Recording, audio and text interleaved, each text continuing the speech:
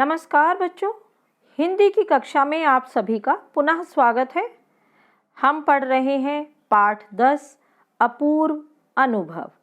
अभी तक हमने पढ़ा कि तोतोचान एक ऐसे बालक को जिसके हाथ पैर पोलियो से ग्रस्त है, उसे पेड़ पर चढ़ाने की कोशिश कर रही है और दोनों ही अथक प्रयास कर रहे हैं पेड़ पर चढ़ने के लिए। वह सीढ़ी जो यासुकी-चान है, वह सीढ़ी के अंतिम छोर तक तो जा पहुंचा, लेकिन अब वह पेड़ पर कैसे आए, यही समस्या बनी हुई है। और वे दोनों लगे हुए हैं इस प्रयास में कि यासुकी-चान पेड़ पर कैसे बैठे। तो अब हम आगे पढ़ना शुरू करते हैं। आपकी पाठ्यपुस्तक का जो पृष्ठ 79 है, वहाँ से उसका दूसरा पैराग्राफ है, वहीं से मैं पढ़ना शुरू करती हूँ कि उस समय द्विशाखा पर खड़ी तोतोचान द्वारा यासुकी-चान को पेड़ की ओर खींचते अगर कोई बड़ा देखता तो वह जरूर डर के मारे चीख उठता। उसे वे सच में जोखिम उठाते ही दिखाई देते, पर यासुकी-चान को तोतोचान पर पूरा भरोसा था और खुद भी यासुकी-चान के लिए भारी खतरा उठा रही थी। तोतोचान अपने नन्हे नन्हे हाथों से वह पूरी ताकत से यासुकी-चान को खींचने लगी। बादल का एक टुकड़ा बीच बीच में छाया करके उन्हें कड़कती धूप से बचा रहा था। अब वैसे तो देखा जाए तो दोनों के लिए ही जोखिम भरा काम था, क्योंकि यदि कुछ हो जाता, यासुकी-चान गिर जाता तो शायद उसे बहुत ही नुकसान हो जाता, उसे चोट लग सकती थी। तो ऐसा ही कहा गया है कि यदि कोई और इस क्रिया को होते हुए देखता तो वह शायद डर से चीख ही उठता। लेकिन दोनों ने खतरा उठा रखा था। वह उसे पेड़ पर चढ़ाना चाहती थी और जो यासुकी-चान है उसे भी तोतोचान पर पूरा विश्वास था कि वह ऐसा काम अवश्य करेगी।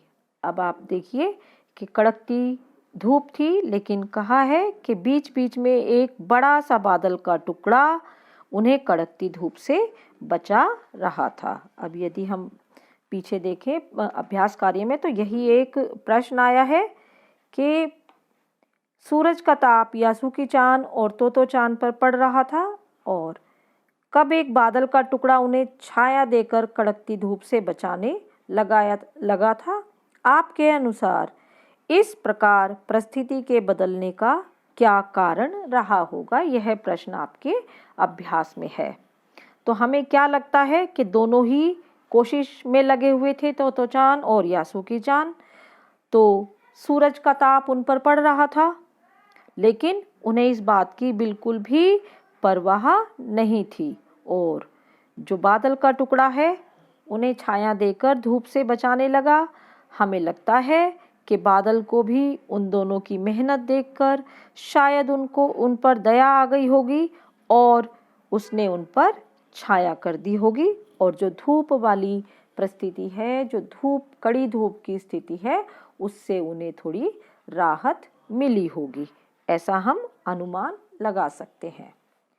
अब आगे बढ़ते हैं। काफी मेहनत के बाद दोनों आमने सामने पेड़ की द्विशाखा पर थे, पसीने से तरबतर। अपने बालों को चेहरे पर से हटाते हुए तोतोचान ने सम्मान से झुककर कहा, मेरे पेड़ पर तुम्हारा स्वागत है। और अंत में दोनों ही सफल हो जाते हैं। वह उसे पेड़ की शाखा पर बैठा ही देती है और इतनी मेहनत के बाद उसका जो पूरा शरीर है पसीने से तरबतर हो जाता है, बिल्कुल पसीने से भीग जाता है और वह अपने पेड़ पर यासुकी-चान का स्वागत करती है। यासुकी-चान डाल के सहारे खड़ा था। कुछ झिझकता हुआ वह मुस्कुराया। तब उसने पूछा, क्या मैं अंदर आ सकता हूँ? और यही उसकी शिष्टता थी कि किसी के भी पेड़ पर जाने से पहले ऐसा ही पूछा जाता है और वह पेड़ की डाल पर खड़ा होकर पूछ रहा है कि क्या मैं अंदर आ सकता हूँ।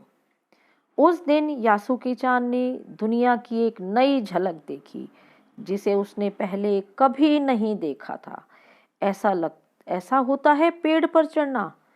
यासुकी-चान ने खुश होते हुए कहा। अब वह बहुत अधिक प्रसन्न था। उसके लिए शायद यह मौका जिंदगी का पहला और शायद आखिरी मौका भी हो सकता है, क्योंकि इससे पहले ना तो कभी वह पेड़ पर चढ़ा था, उसने ऐसा अनुभव कभी नहीं किया था। उसके लिए यह पेड़ पर चढ़ना एक अपूर्व अनुभव के समान था। वह बहुत खुश नजर आ रहा था और उसने कहा, ऐसा होता है पेड़ पर चढ़ना। वे बड़ी देर तक पेड़ पर बैठे बैठे इधर उधर की गप्पे लड़ाते रहे। मेरी बहन अमेरिका में है, उसने बताया है कि वहाँ एक चीज होती है टेलीविजन। अब वे आपस में बातें कर रहे हैं। काफी समय पहले की बात है, जब आम लोगों को टेलीविजन के बारे में नहीं मालूम था और यासुकी-चान उसे बता रहा है तोतो-चान को कि उसकी बहन कहाँ रहती है, अमेरिका में। यासुकी-चान उमंग से भरा बता रहा था। वह कहती है कि जब वह जापान में आ जाएगा तो हम घर बैठे बैठे ही सुमो कुश्ती देख सकेंगे। वह कहती है कि टेलीविज़न एक डिब्बे जैसा होता है। अब उन्होंने टेलीविज़न के बारे में केवल सुना ही था, उसे देखा नहीं था। तब हर घर में टेलीविज़न नहीं होते थे, तो जैसा कि आप सब जानते हैं कि टेलीविज़न में तो हम देश विदेश की, कहीं दूर दुनिया की हर चीज़ देख सकते हैं। तो वही बातें वे दोनों आपस में कर रहे थे। तोतो-चान उस समय यह तो ना समझ पाई कि यासुकी-चान के लिए, जो कहीं भी दूर तक चल नहीं सकता था, घर बैठे चीज़ों को देख लेने के क्या अर्थ होंगे। वह तो यह सोचने लगी कि सुमो पहलवान घर में रखे किसी डिब्बे में कैसे समा जाएगा। सुमो पहलवान जो बहुत शरीर जिनका बहुत मोटा होता है, मोटे तगड़े हैं, आप देखा ही होगा। जापान में सुमो कुश्ती एक बहुत लोकप्रिय, एक बहुत प्रचलित खेल होता है। तो वह केवल यही सोच रही थी कि एक छोटे से डिब्बे में इतना बड़ा सुमो पहलवान किस प्रकार आ सकता है, किस प्रकार समा सकता है।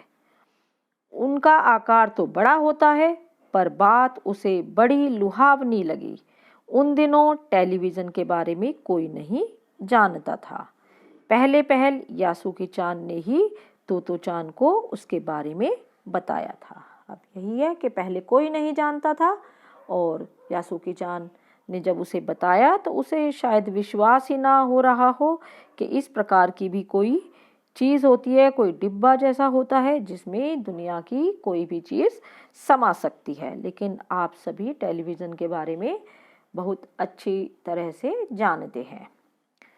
पेड़ मानो गीत गा रहे थे और दोनों बहुत खुश थे।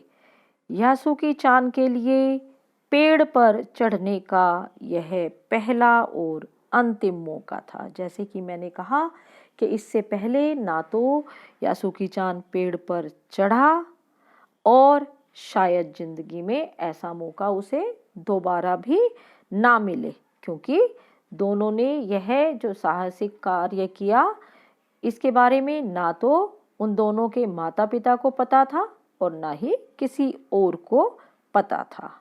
तो लेखिका को ऐसा ही लगता है कि शायद यह मौका यासुकी-चान के लिए पहला और अंतिम मौका हो सकता है। ठीक है, यदि वे बताकर आते तो शायद उनके माता पिता, ना तो तोतो-चान के माता पिता उसे ऐसा कार्य करने के लिए अनुमति देते और ना ही यासुकी-चान के लिए। तो लेखिका को ऐसा ही लगता है कि शायद यह यासुकी-चान के लिए पेड़ पर चढ़ने का भी अंतिम मौका है। अब जो आपका अभ्यास कार्य है उसमें उसके अधिकतर प्रश्न तो हमने पाठ के बीच में ही उन पे चर्चा कर ली है, लेकिन आप प्रश्न 2 देख सकते हैं। मैं प्रश्न 2 पढ़ती हूँ कि दृढ़ निश्चय और अथक परिश्रम से सफलता पाने के बाद तोतो-चान और यासुकी-चान को अपूर्व अनुभव मिला। इन दोनों के अपूर्व अनुभव कुछ अलग-अलग थे।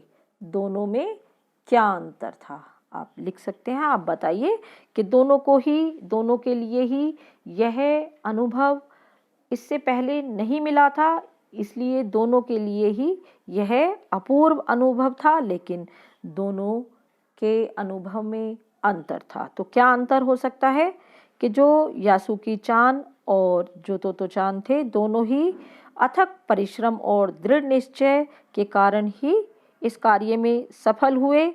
तो यासुकी-चान शायद इसलिए खुश था कि उसे पेड़ पर चढ़कर दुनिया को देखने का पहला और अंतिम मौका मिला, और तोतो-चान शायद इसलिए प्रसन्न हुई कि उसने एक अपंग बच्चे की इच्छा को पूरा किया तथा अपने अथक प्रयास से वह यासुकी-चान को पेड़ पर चढ़ाने में सफल हो पाई। तो इस प्रकार दोनों के जो अनुभव थे वे अलग-अलग हो सकते हैं। तो बच्चों, यहाँ आपका पाठ 10 अपूर्व अनुभव समाप्त होता है। धन्यवाद। शुभ दिन।